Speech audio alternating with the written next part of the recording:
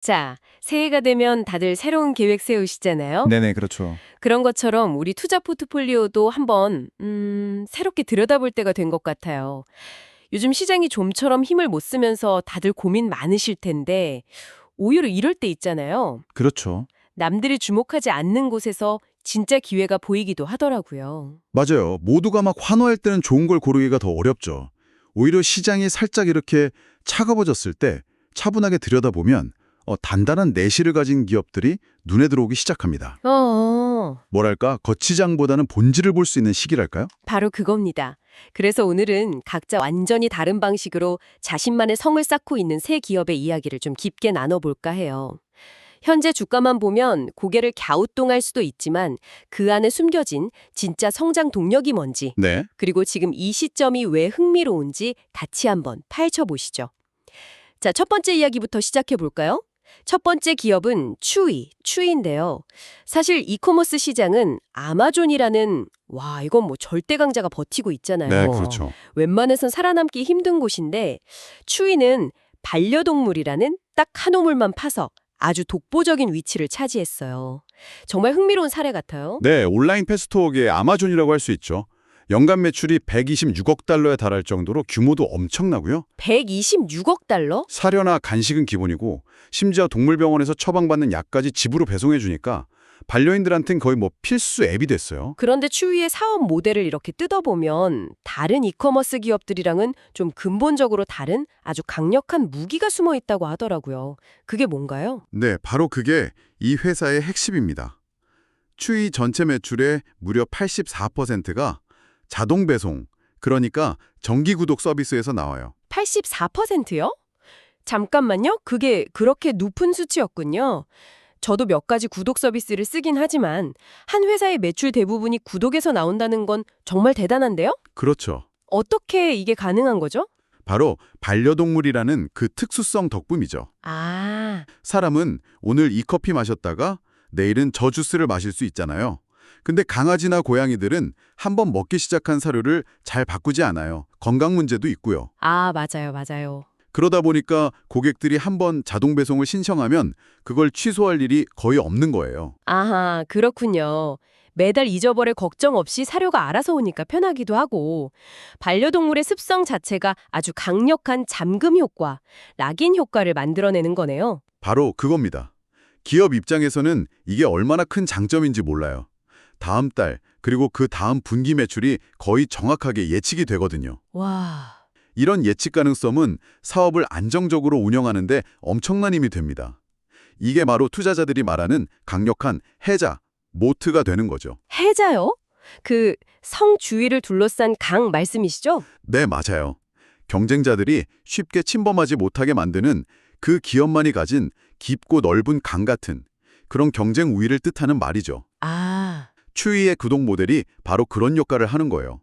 신규 고객을 유치하는 데는 돈이 들지만 일단 이 해자 안으로 들어온 고객은 웬만해선 떠나지 않고 계속 돈을 쓰게 되니까요. 그러고 보니까 관련 데이터가 딱 그 이야기를 뒷받침해주네요. 네네. 지난 분기에만 신규 고객이 25만 명이나 늘어서 총 2,120만 명이 됐고 이 고객들이 1인당 연간 평균 600달러 가까이 쓴다고 해요. 거의 600달러죠? 이게 그냥 숫자가 아니라 그 해자가 얼마나 깊고 튼튼한지를 보여주는 증거였군요. 그렇죠. 그런데 더 재밌는 건 지금 상황이에요. 어떤 상황이죠? 이렇게 튼튼한 비즈니스 모델을 가졌는데도 추이의 주가는 올해 초에 반짝 오르나 싶더니 최근에 33%나 빠졌어요. 왜 그런 거죠? 사업에 무슨 문제라도 생긴 건가요? 아니요. 사업 자체는 아주 견고해요.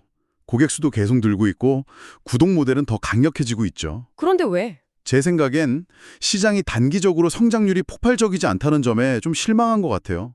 하지만 추이의 진짜 가치는 그런 폭발력이 아니라 뭐랄까 가뭄에도 마르지 않는 샘물 같은 안정성이 있거든요. 안정성. 네, 어떻게 보면 시장이 이 회사의 본질적인 가치를 잠시 잊고 가격표를 잘못 붙인 상황일 수도 있다는 거죠. 안정적인 현금 흐름을 만드는 비즈니스 모델의 힘을 시장이 잠시 간과하고 있을 때가 오히려 기회가 될 수 있다? 이런 말씀이시군요. 흥미로운 관점이네요.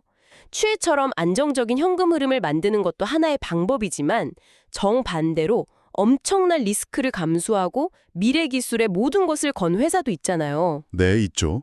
오늘 살펴볼 두 번째 기업이 바로 그런 경우 같은데요. 울프스피드 이야기죠. 이름부터가 뭔가 심상치 않아요. 네, 울프스피드는 실리콘 카바이드, 우리말로는 탄화기소라는 아주 특별한 반도체 소재를 만드는 회사입니다. 실리콘 카바이드. 이름이 좀 어렵게 들릴 수 있는데 우리가 흔히 쓰는 반도체 소재인 실리콘의 업그레이드 버전이라고 생각하면 쉬워요. 업그레이드 버전이라면 구체적으로 뭐가 어떻게 더 좋은 건가요? 핵심은 두 가지인데요. 첫째는 에너지 효율이 훨씬 높아요. 에너지 효율이요? 네, 전기를 전달할 때 열로 손실되는 양이 적다는 뜻이죠. 그리고 둘째는 훨씬 튼튼해요. 높은 온도와 높은 전압을 실리콘보다 훨씬 잘 견딥니다. 더 효율적이고 더 튼튼하다. 말이 쉽지 그게 실제로 우리 생활이나 산업에 어떤 변화를 가져오는 건가요? 예를 들어 전기차에 이 소재를 쓰면요. 한 번 충전으로 더 멀리 갈 수 있고 충전 시간도 단축시킬 수 있어요. 아, 진짜요? 그리고 수많은 서버가 열을 뿜어내는 데이터 센터에서는 전력 비용을 획기적으로 줄여주고요. 그야말로 차세대 산업의 심장과 같은 역할을 하는 소재인 셈이죠. 와, 그래서 시장 전망도 엄청나요. 2034년까지 관련 시장이 매년 34% 이상 성장할 거라고 보니까요. 아니 그렇게 유망한 기술을 가졌는데 왜 이 회사는 한동안 그렇게 어려움을 겪었던 거죠? 제가 알기론 재무적으로 굉장히 힘든 시기를 보냈다고 들었거든요. 너무 앞서갔던 걸까요? 정확히 보셨어요. 기술의 잠재력은 엄청났지만 시장이 본격적으로 열리기까지 너무 오랜 시간이 걸렸어요. 그동안 연구 개발이랑 설비 투자에 들어간 돈 때문에 빚이 눈덩이처럼 불어났죠. 무려 68억 달러에 달하는 부채가 회사를 짓누르고 있었어요. 68억 달러면 거의 9조 원에 가까운 돈인데 회사 규모를 생각하면 감당이 안 되는 수준이었겠네요. 그렇죠. 그래서 작년에 아주 극단적인 결정을 내립니다. 바로 대규모 구조조정이었어요. 잠깐만요. 그 구조 조정 내용이 기존 주식의 가치를 전부 없애버리는 방식이었다고요? 네, 그럼 기존 주주들은 투자금을 전부 잃은 거잖아요. 어떻게 그렇게까지 할 수 있죠? 네, 맞습니다. 주주들 입장에서는 정말 피눈물 나는 아주 고통스러운 과정이었죠. 하지만 그 대가로 회사는 68억 달러의 빚 중에서 약 70%, 그러니까 46억 달러를 덜어내는 데 성공했습니다. 와, 이건 단순히 빚을 줄인 걸 넘어서 회사를 짓누르던 과거의 족쇄를 끊어내고 미래 기술에만 온전히 집중할 수 있도록 리셋 버튼을 누른 것과 같아요. 와, 정말 회사를 살리기 위한 최후의 수단이었군요. 하지만 주주 입장에서 생각하면 쉽게 이해하기는 힘든 결정이네요. 그렇죠. 그렇게까지 하면서 회사를 살려야 했던 이유, 그 기술이 정말 그럴 만한 가치가 있었던 건가요? 아주 좋은 질문이에요. 그 빚을 그대로 뒀다면 회사는 그냥 파산했을 겁니다. 아, 빚더미 위에서는 어떤 미래 기술도 꽃피울 수 없으니까요. 경영진은 고통스럽더라도 과거를 정리하고 이 실리콘 카바이드라는 미래의 가능성에 모든 것을 거는 쪽을 택한 거죠. 그만큼 이 기술이 가져올 파급력을 확신했던 거고요. 과거를 청산하고 이제 막 다시 출발선에 선 셈인데 투자자 입장에서는 이걸 어떻게 봐야 할까요? 엄청난 기회처럼 보이기도 하고 동시에 너무 위험해 보이기도 하는데요. 양쪽 다 맞습니다. 그래서 이 기업에 접근할 때는 아주 신중해야 해요. 이런 대규모 구조조정을 거친 주식은 변동성이 상상을 초월하거든요. 실제로 구조조정 이후에도 주가가 롤러코스터를 탔고요. 그렇죠. 따라서 단기적인 시세 차익을 노리고 들어가는 건 아주 위험합니다. 이 실리콘 카바이드라는 기술의 장기적인 성장 가능성을 믿고 최소 몇 년은 묻어둔다는 생각으로 접근해야죠. 아, 장기적으로. 네. 그리고 혹시 모를 위험에 대비해서 투자 비중도 반드시 제한해야 하고요. 전형적인 하이리스크 하이리턴의 교과서 같은 사례라고 할 수 있습니다. 지금까지 안정적인 비즈니스 모델과 혁신적인 기술, 두 가지 극단적인 사례를 봤네요. 네. 그런데 이 둘과도 전혀 다른 방식으로 가치를 만드는 회사가 있죠.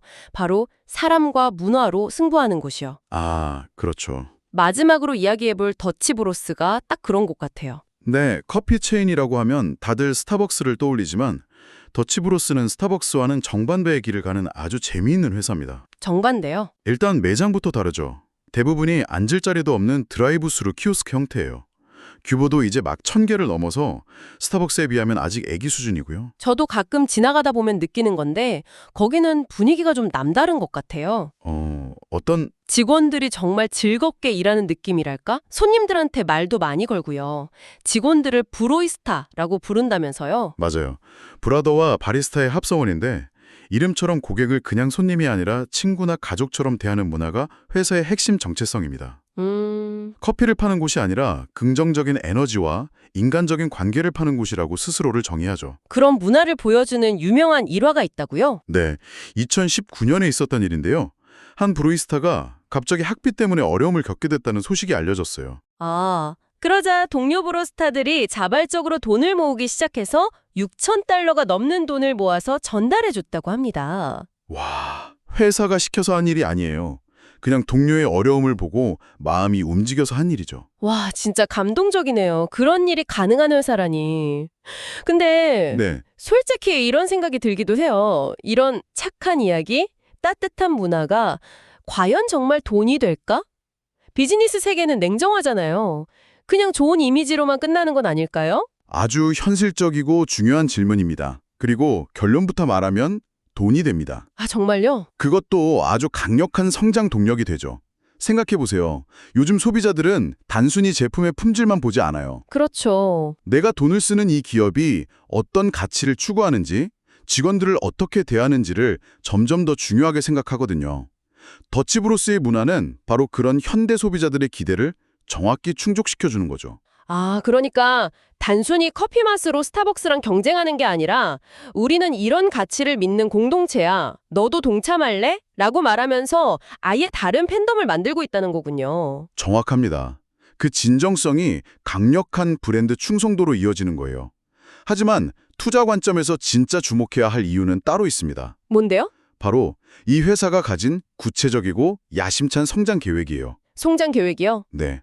더치브로스는 현재 1000여 개의 매장을 2029년까지 2000개, 10년 안에는 4000개, 그리고 최종적으로는 미국 전역에 7000개까지 열겠다는 목표를 가지고 있어요. 7,000개요? 지금의 거의 7배 규모인데 정말 대담한 목표네요. 그게 가능할까요? 물론 그 과정에서 매장을 열기 위한 추가적인 자금 조달이 필요할 수도 있습니다.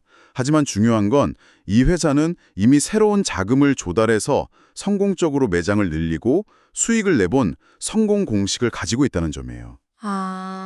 사람들의 마음을 얻는 문화적 강점과 그 힘을 어떻게 사업적 성장으로 연결시킬지에 대한 냉철한 비전이 아주 잘 결합된 사례죠. 현재 주가가 2월 고점 대비 25% 정도 하락해 있는데 이 성장 스토리가 이제 막 시작되고 있다는 관점에서 보면 아주 흥미로운 시점일 수 있습니다. 오늘 정말 흥미로운 3가지 이야기를 들었네요. 굳건한 구독 모델이라는 해자를 파서 틈새 시장을 장악한 취. 네, 고통스러운 리셋을 통해 미래 기술의 모든 것을 건 울프스피드. 그렇죠. 그리고 인간적인 진정성을 무기로 폭발적인 성장을 꿈꾸는 더치브로스까지. 성공의 공식이 하나가 아니라는 걸 보여주는 3가지 교과서 같네요. 맞아요. 오늘 우리가 본 건 단순히 유망한 새 기업이 아니라 시장에서 승리하는 3가지 다른 방식이었어요. 취처럼 누구도 넘볼 수 없는 나만의 영역을 구축하는 전략, 울프스피드처럼 남들이 가지 않은 길을 개척해서 새로운 시장을 창조하는 전략, 그리고 더치브로스처럼 강력한 팬덤을 기반으로 영토를 확장해 나가는 전략. 모두가 각자의 방식으로 가치를 증명하고 있는 거죠. 마지막으로 이 이야기들을 관통하는 핵심을 짚어주시면서 저희가 앞으로 생각해 볼 만한 질문을 하나 던져주실 수 있을까요? 좋습니다. 마지막으로 한번 이런 질문을 던져보고 싶어요. 오늘 우리는 구독이라는 편리함, 최첨단 기술이라는 혁신, 그리고 인간적인 연결이라는 진정성, 이 3가지 다른 방식으로 고객의 마음을 얻는 걸 봤잖아요. 네. 렌즈가 하나 더